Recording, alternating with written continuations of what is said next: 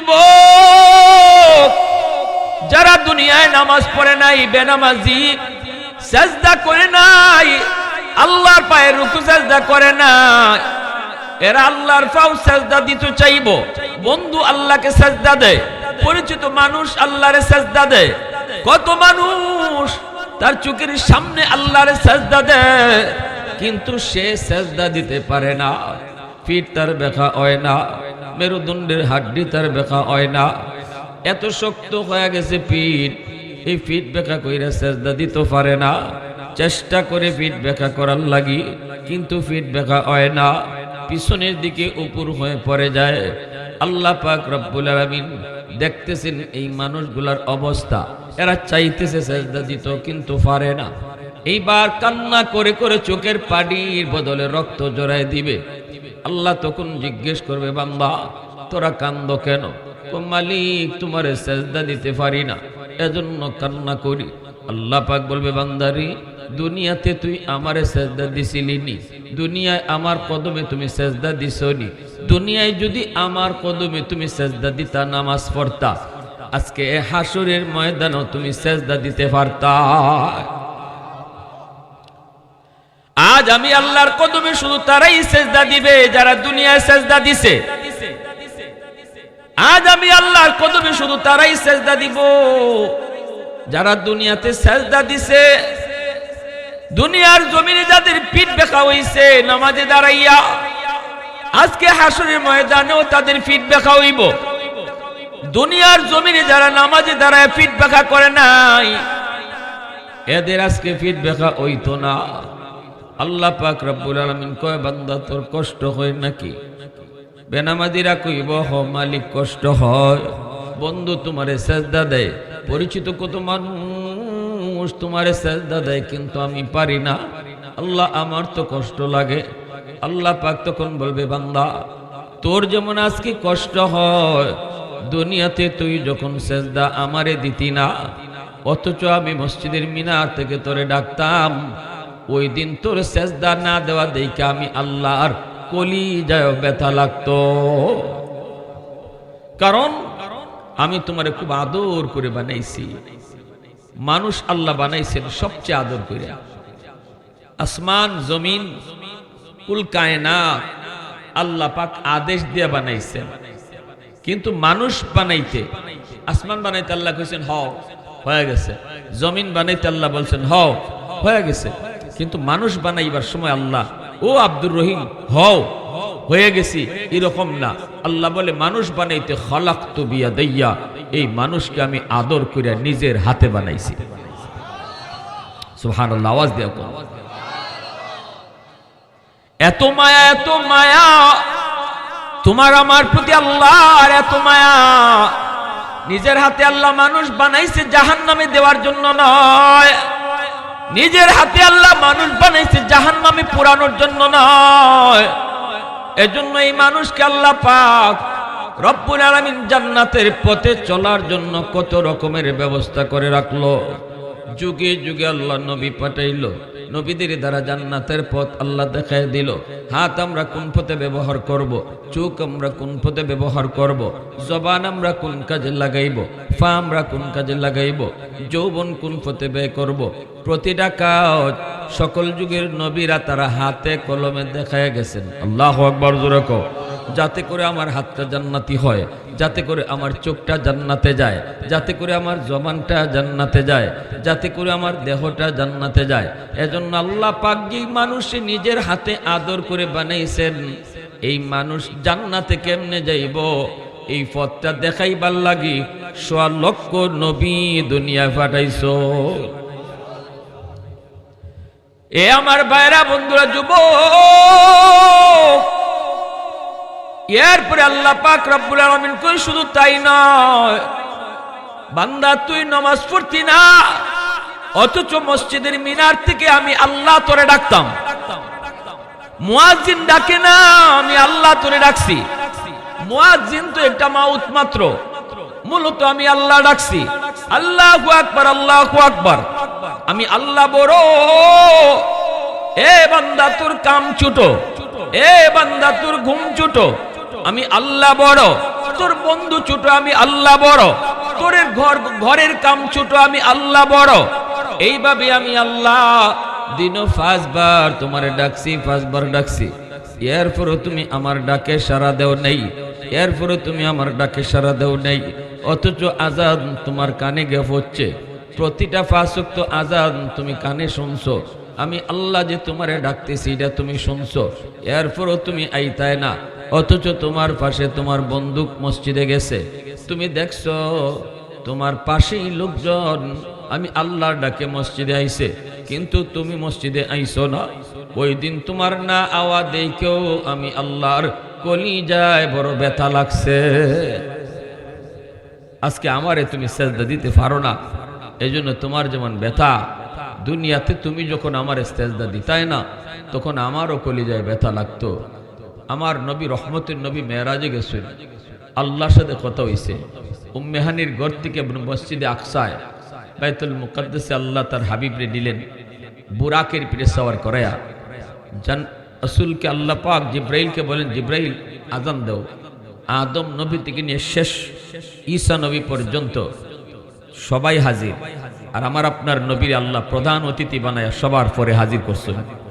এবার নবীজি যাওয়া মাত্রই আদম নবীর সাথে সব নবীর সাথে পরিচয় হইল। আল্লাহ বলতেছে, জিব্রাইল আজান দাও। এই মসজিদে 2 রাকাত নামাজ হইব, আর এই নামাজের ইমামতি করব আমার দোস্ত মুহাম্মদুর রাসূলুল্লাহ, জোরে কোন সাল্লাল্লাহু আলাইহি ওয়াসাল্লাম।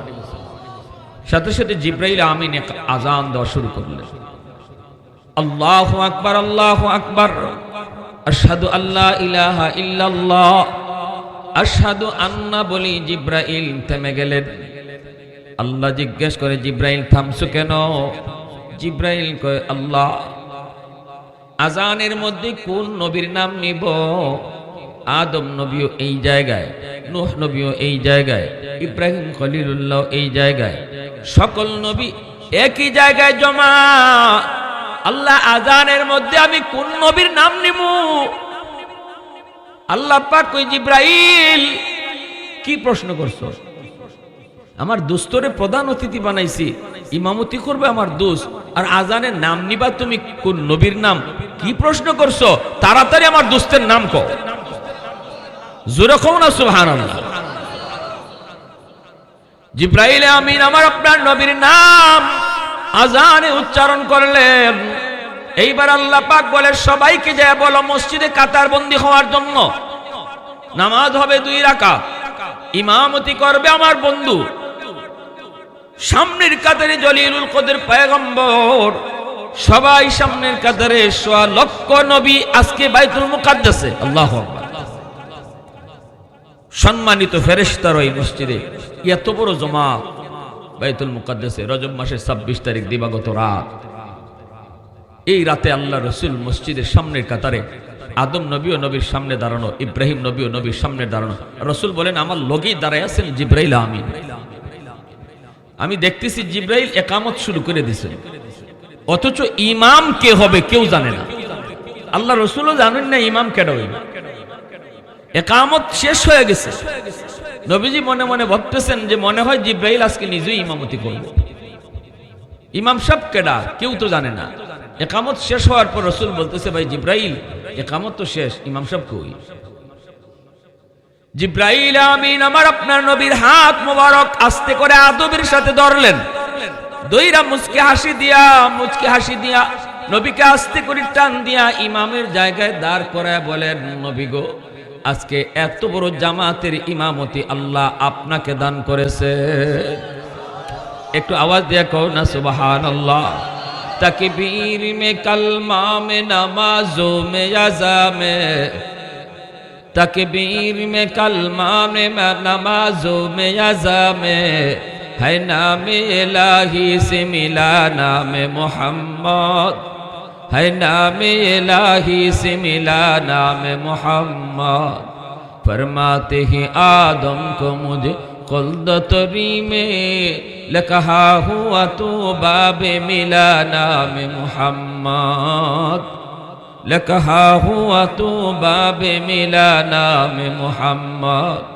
महबूब ने कहा सल्ले अला नाम मोहम्मद, आको की जिया दिल की जिला नाम मोहम्मद आको की जिया दिल की जिला नाम मोहम्मद आवाज दिया कोन अल्लाहु আকবার আমার ভাইরা বন্ধুরা নবীজি ইমামতি করলেন এরপরে আল্লাহ পাক রব্বুল আলামিন জিবরাইল মারফতে নবীকে প্রথম আকাশ দ্বিতীয় আকাশ তৃতীয় আকাশ সপ্ত আকাশ পাড়ি দিয়া সিদরাতুল মুনতাহা পাড়ি দিয়া আল্লাহ পাকের দাঁড়াদাঁড়ি লয়ে গেলেন এইবার আল্লাহর কাছ থেকে নবী বিদায় নিবেন কিন্তু নবী কয় মালিক আমার উম্মত মেরাজ করব কেমন করে আমি তো মেরাজ করলাম কিন্তু উম্মত কেমন করে মেরাজ করব আল্লাহ পাক রব্বুল আলামিন কয় উম্মতের মেরাজের জন্য 50 ওয়াক্ত নামাজ দিয়ে দিলাম নবীজি 50 ওয়াক্ত নামাজ পাইছেন নামাজের মধ্যে নমাজি আল্লাহর লগে কথা কইব নমাজে কার লগে কথা কয় রাসূল বলেন মুসাল্লি ইউনাজি রব্বা নামাজে আল্লাহর লগেই কথা কয় এইবার নবীজি খুশি হয়ে চলে আসবেন কিন্তু আল্লাহ পাকের মন মানে না বন্ধু চলে যায় আল্লাহর মন মানে না আল্লাহর মন চায় বন্ধুরে আরো কিছু সময় দেখব বন্ধুর লগে আরো কিছু সময় কথা কইব কিন্তু বন্ধু তো খুশি হয়ে যাইতেছে আল্লাহ কয় মূসা আমার বন্ধুরে আরো কিছু সময় আমি দেখব কথা কইমু তুমি বুঝায় শুনে আমার দোস্তরে ফিরত পাঠায়া দিও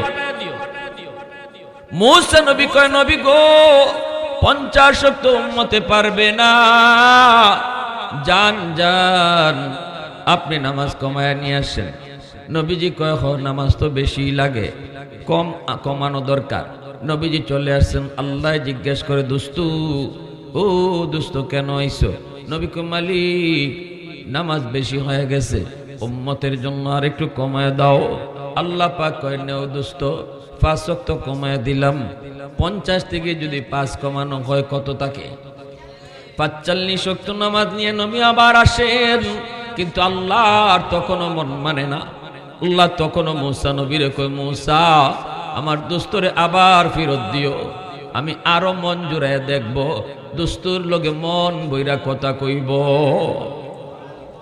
মূসা নবী কয় না গো নবী আরো কমান নবী আবার আসলেন আল্লাহ কয় দোস্ত কেন আইছো নবী কয় মালিক কমাও আল্লাহ কয় নাও আরো 5 কমাইলাম এইবার 45 থেকে 5 গেলে কত থাকে 40 ওয়াক্ত নিয়ে আল্লাহর নবী চলে আসবেন আল্লাহ কয় মূসা আবারও দোস্তরে ফেরত পাঠাও এইভাবে আল্লাহ পাক নবীরে 9 বার নিলেন আর আনলেন 9 বারে 5 করে 45 কমাইলেন প্রশ্ন হলো আল্লাহ যদি 45 ওয়াক্তই কমাবেন তাহলে একবারেই তো কমাইতে পারতেন 9 বার কেন নিলেন আনলেন এর একটাই জবাব কমায়া নামাজ কমাইছে অল্প করে 5 করে কমাইয়া বন্ধুরে 9 বার নিত আনত যেন বন্ধুরে দেখে আর কথা কয় সুবহানাল্লাহ একবারে কমাই দিলে তো দুষ্ট চলে যাইব এজন্য একটু কমায়া 5 করে কমাইছেন যাতে নামাজ কমানোর উসিলায় দুষ্ট বারবার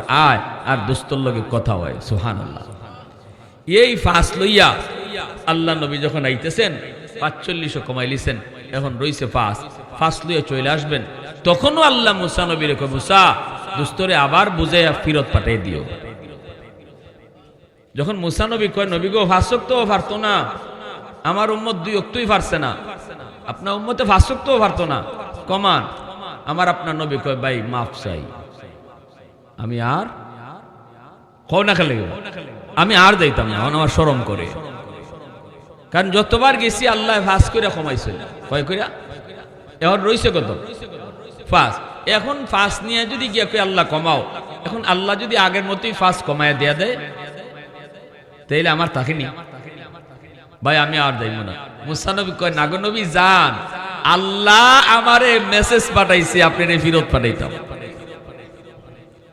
অতএব পুরস্কার কিছু না কিছু আছে কিছু না কিছু আল্লাহ দিব যান তবে এখন যে যাবেন গেলে পরে যদি আল্লাহ জিজ্ঞেস করে দোস্ত কেন আইছো আপনি কইবেন মালিক এতবার আইছি আমি কইছি কেন আইছি এখন আমি কইতাম না তুমি কও কেন আইছি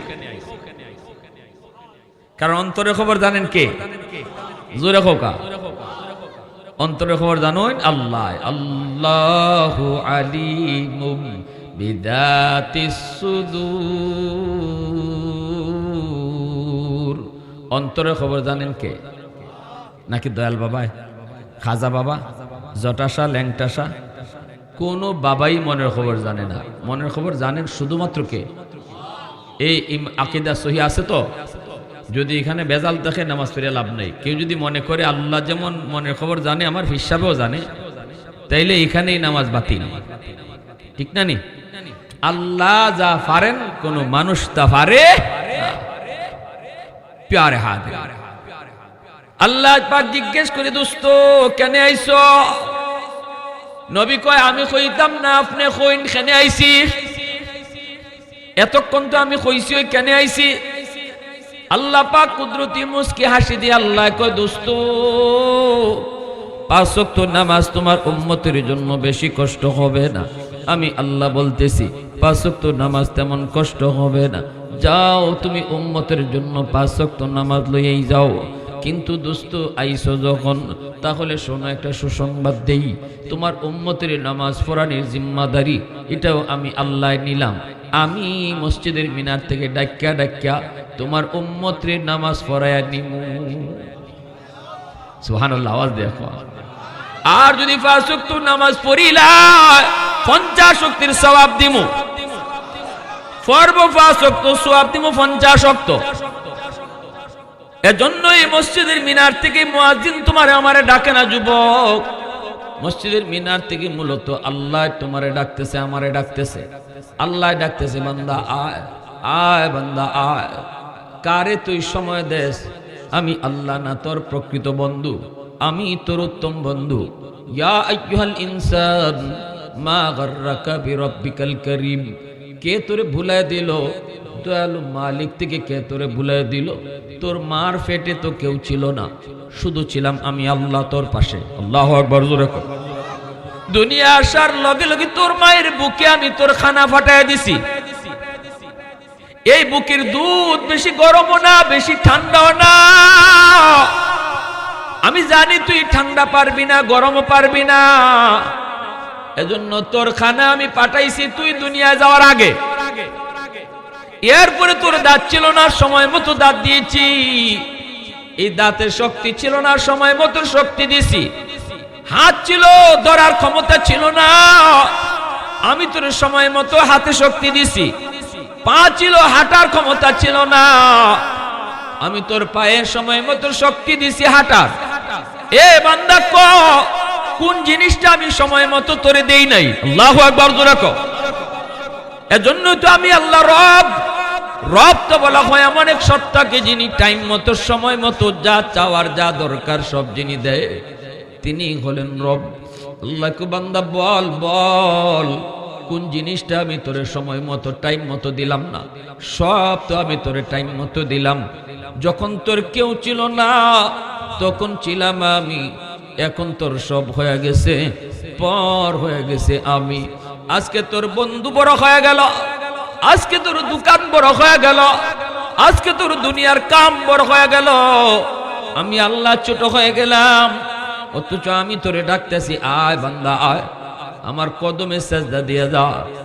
জানোস নি দিনে 5 বার যদি সেজদা দিতি তোরে আমি কি করতাম, কি পুরস্কারটা দিতাম জানোস নি? ইউসুফ আলাইহিস সালাম, জুলেখা ইউসুফ নবীরে 7টা গেইটের ভিতরে নিয়ে হারাইছে। হারায় কয়, ইউসুফ হাই তালাক, আসো আমার মনের ইচ্ছা পূরণ করো। ইউসুফ নবীকে, ইন্নী মাআযাল্লাহ, আমি আল্লাহর আশ্রয় চাই। জুলেখা কয়, আল্লাহর মুখ দেখে লিতেছি। কই এই শোকেসের উপরে একটা ছোট্ট মূর্তি আছিল, এই মূর্তির মুখটা জুলেখা কাপড় দিয়ে ঢাকি লাইছে। দেখে কই দে দেখো ভগবানের মুখ দেখি লাইছে। আর ইউসুফ নবী কয়, তুমি তো আস্তা বলদা, তোমার তারসিরা, তোমার ভগবানের মুখ দেখা যায় কিন্তু আমার খুদার মুখ দেখা যায় না। ইউসুফ নবী দিছেন দৌড়, আল্লাহ তুমি আমারে বাঁচাও। দরজা পর্যন্ত গেছেন, অত মোটা তালা লাগাইল, আল্লাহ সাথে সাথে তালা খুলে দিয়ে দিছে। দ্বিতীয় দরজা গেছেন দৌড় দিয়া, আল্লাহ তালা খুলে দিছে। ইউসুফ নবী যাইন আর দরজা খুলে, যাইন আর দরজা খুলে। অথচ 7টা গেইটে মোটা মোটা তালা আর চাবি জুলেখার কুচো, কিন্তু এই তালা খুলে দিছেন কে? ওয়াল্লাযীনা জাহাদু ফীনা লানাহদিয়ান্নাহুম সুবুলানা। আল্লাহ বলে তুমি গুনাহ থেকে বাঁচার লাগি চেষ্টা করো, যেখানে আটকে যাইবা এই গানো আমি আল্লাহ পথ খুলে দিব। এটা আল্লাহর কথা, আল্লাহর ওয়াদা। তুমি আমি প্রতিজ্ঞা করি আল্লাহরে পাওয়ার লাগে, প্রতিজ্ঞা করি রমজান মাসের রোজা আমি রাখবো, নিয়ত করে লাও, ফাক্কা ইরাদা করো আল্লাহ আমি রমজানের রোজা রাখবো, আমার গ্যাস্ট্রিকের সমস্যা, আমার এই সমস্যা সেই সমস্যা, যত সমস্যাই থাকুক আমি রোজা রাখবো, ফাক্কা ইরাদা করো। আল্লাহ কয় যখন ইরাদা করে তুমি আগাইবা তখন আমি আল্লাহ রোজা রাখা তোমার লাগি সহজ করে দিলাম, তোমার লাগি কঠিন মনে হইব কিন্তু আমি সহজ করে দিব যদি তুমি নিয়ত করো, ইরাদা করো শক্ত। আর তুমি যদি প্রথমেই নিয়ত করো না, আরে আমার দ্বারা হইতো না, আমি পারতাম না, আমার দ্বারা হইতো না, আমি শেষ, তাইলে তো তোমার নিয়তই সহি হইছে না। অত না খেলেই বা ইউসুফ নবী দৌড় দিয়ে 7টে গেটের বাইরে গেছেন, এমনি জুলেখার জামাই হাজির। জুলেখার জামাইয়ের সামনে দুইজন, জুলেখার জামাই কই ঘটনা কি? জুলেখা বিপদে পড়ে গেছে, জামাইয়ের সামনে তো দোষী হয়ে জায়গা, ইউসুফ নবীর উপরে দোষ দিলাইছে, কয় ইউসুফ দোষী। ইউসুফ আলাইহিস সালাম কই আমি না, তোমার বউ দোষী জুলেখা। এখন জুলেখা কই ইউসুফ দোষী, ইউসুফ কই জুলেখা দোষী। এখন দোষী কেডা? এই অবস্থায় জুলেখার জামাই কেমনে দোষী কেডা বাইর করতো? ছোট্ট একটা দুধের বাচ্চা, মার কুলো থেকে দুধের বাচ্চা মাতেনি, বিয়ানীবাজারে দুধের বাচ্চা মাতেনি, দুধের বাচ্চা মাতে না। এই দুনিয়ায় 3টা দুধের বাচ্চা মার কুলো থেকে কথা কইছে, এর মধ্যে 2টা দুধের বাচ্চার কথা আল্লাহ কোরআনে বলছেন, আরেকটা দুধের বাচ্চার কথা নবী তার হাদিসে বলছেন। 2টা দুধের বাচ্চা যারা মার কুলো থেকে কথা কইছে আল্লাহ কোরআনে তাদের ঘটনা কইছেন। এর ভিতরে একজন হলেন হযরত ঈসা আলাইহিস সালাম, মা মরিয়মের কুলে থেকে বলছেন ইন্নী আব্দুল্লাহ আতানিয়াল কিতাব ওয়া জাআলানি নাবিয়্যা, এই হলেন ঈসা আলাইহিস সালাম। আর আরেকজন হইল ইউসুফ নবীর পক্ষে যে দুধের বাচ্চাটা সাক্ষী দিছিল, আল্লাহ কোরআনে সূরা ইউসুফের মধ্যে কথা বলছেন। এই দুধের বাচ্চায় কয় ও আরেকটা দুধের বাচ্চা, হাদিসে বুখারী শরীফে আসছে, বনি ইসরাইলের একজন বহুত বড় আল্লাহর বুজুর্গ ছিল, বহুত বড় আল্লাহওয়ালা ছিল, ইনি জঙ্গলে থাকতো, জঙ্গলে থাকতো, ওনার উপরে একটা অপবাদ দিছিল এলাকার মানুষে, মূলত এটা মিথ্যা অপবাদ।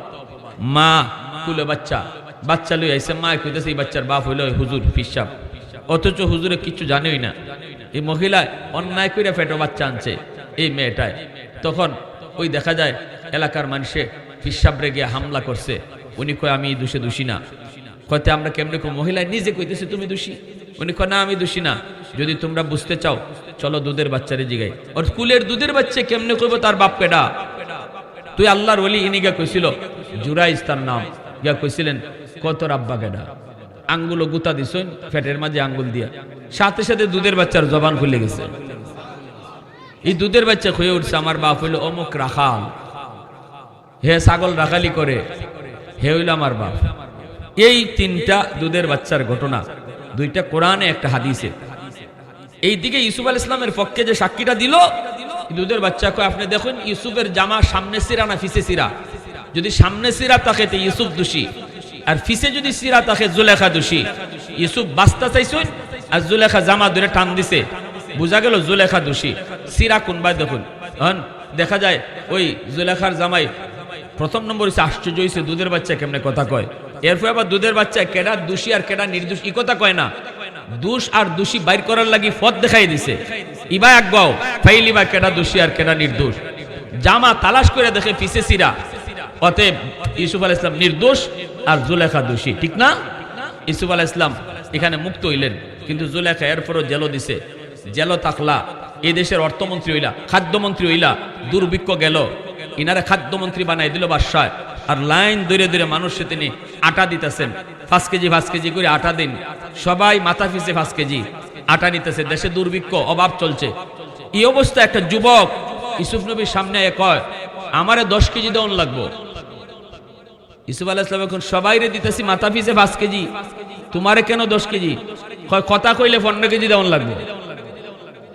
ইউসুফ আলাইহিস সালাম এখন আরে কোন ব্যাপার, তোমারে যদি একাই যদি 15 কেজি দেইতে এত মানুষে কেমনে সামলাইমো? কয় তাইলে 20 কেজি দিতে হইব, কথা কইলে খালি ফাঁস মারায়। ইউসুফ আলাইহিস সালামের ঘটনাটা কি কও না? কয় হুজুর আপনি যদি আমার পরিচয় পান তাইলে 10 কেজি আর 20 কেজি না, আমি যা চাইমু তাই দিবা।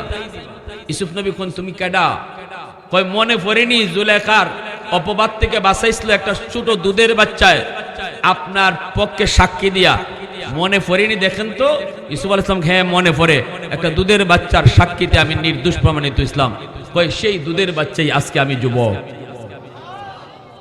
ইউসুফ আলাইহিস সালাম খুশিতে তার বুকে জড়ায় ধরছেন আর কইছেন, যাও বাইতুল মাল থেকে যা মন চায় তা নেও, তোমার লাগে দরজা খোলা। সাথে সাথে আল্লাহ জিব্রাইলকে পাঠাইছে, ইউসুফ তোমার পক্ষে সাক্ষী দিছে একবার, দেলাইছো দরজা খুললিয়া বাইতুল মালের। আমার আখিরি নবীর উম্মত দিনও 5 বার আমি আল্লাহরে সাক্ষী দিব নামাজ পড়িয়া। যারা আমারে 5 বার নামাজ পড়িয়া সাক্ষী দিব, আমার পক্ষে সাক্ষী দিব, খাও তারার লাগে আমি জান্নাতের কতটা দরজা খোলা রাখছি। সুবহানাল্লাহ। আওয়াজ দিয়ে এখন আরো জোরে এখন আওয়াজ দিয়া। প্যারে হাজিরিন, এজন্য আল্লাহ পাক রব্বুল আলামিন ওই কথা কইব, বান্দা আজকে তুই আমারে সেজদা দিতে পারবি না, কারণ দুনিয়াতে তুই সেজদা দেস নাই। দুনিয়ায় যদি আমারে সেজদা দিতি তাহলে আজকে তুই এই হাসরের মাঠেও সেজদা দিতে পারতি। চোখের পানির বদলে রক্ত বের হবে, এরপর আল্লাহ পাকের মায়া লাগবে না, দয়া লাগবে না। বেনামাজির প্রতি আল্লাহর কোনো মায়া নাই, কোনো দরদ নাই। আল্লাহ পাক বলবে, বান্দা কান্না করে লাভ নাই। দুনিয়ায় যদি একবার তুই কান্তি, চোখের এক ফোঁটা পানি ফেলাইতি, আমি আল্লাহ দয়া কইরা তোরে আমার রহমতের কুলে টান্না নিতাম। হাসরের মাঠে কান্না করলে আমি আল্লাহ দয়া দেখাই না। হাসরের মাঠ দয়া দেখানোর জায়গা না, দয়া দেখাইবার জায়গা ছিল দুনিয়ার জগৎ। ওয়াজ মাহফিল করাইলো, এলাকার মানুষেরা তুই ওয়াজে বসলি না, আসলি না। ওয়াজে বইসা যদি একটা কথা শুনতি অথবা নিয়ত করতি, মালিক আর নামাজ ছাড়বো না, আমি তোর এই দিলের কথাটা, আমি তোর কথাটা শুনতাম। আল্লাহু আকবার জোরে কও। আমি তোর দিলের কথাটা শুনতাম, কেউ শুনতো না, আমি শুনতাম। বান্দা কিন্তু ওয়াজ মাহফিল কইরা তোরে বইতে পারলো না, মাইকের আওয়াজ গেল, তুই আসলি না।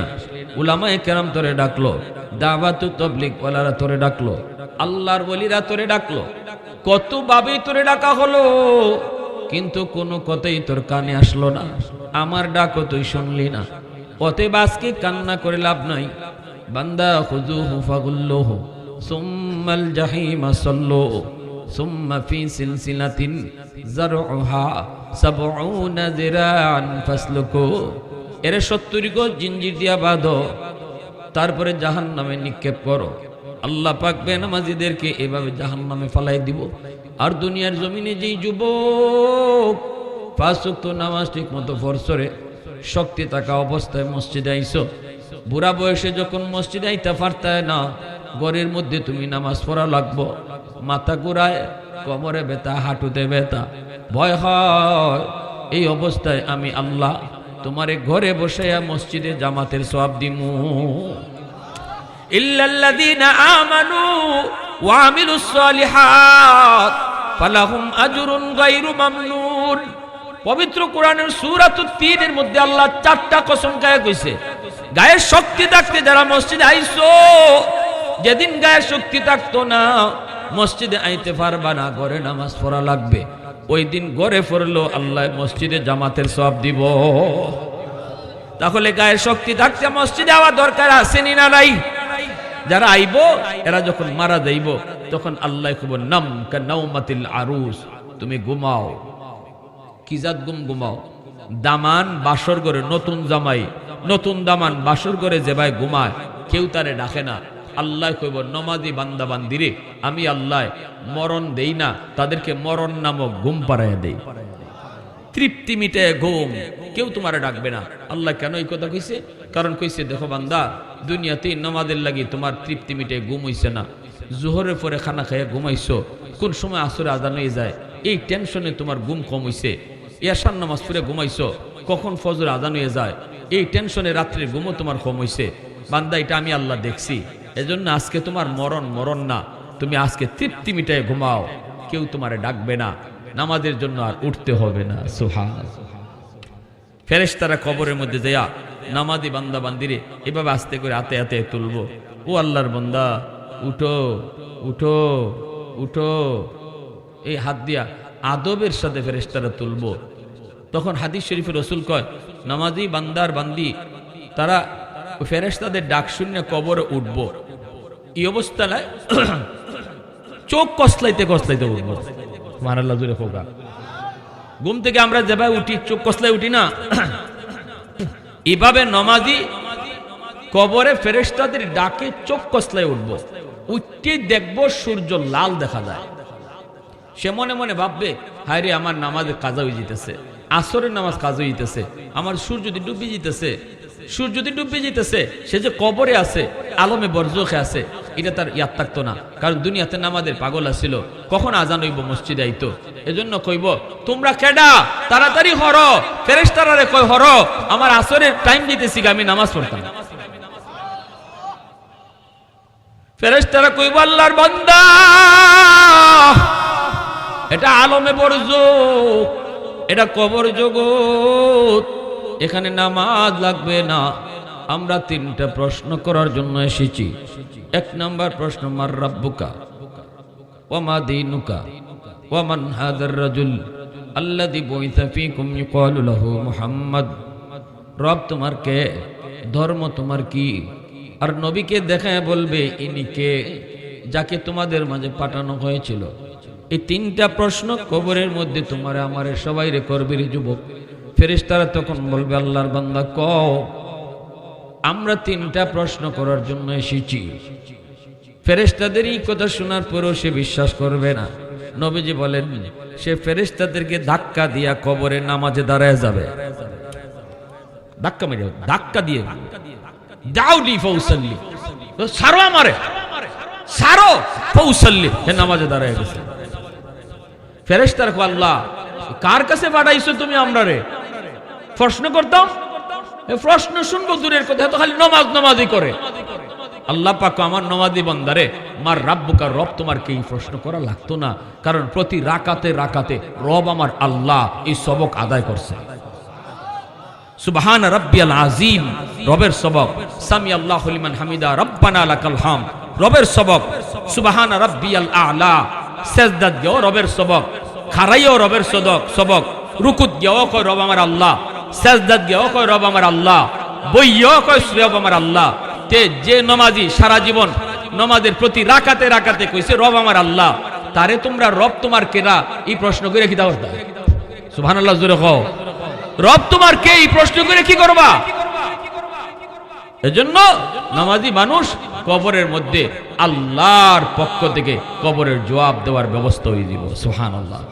5 ওয়াক্ত নামাজ আমরা মসজিদে জামাতের সাথে পড়তাম, কারা কারা একটু হাত উঠে আল্লাহরে দেখাও।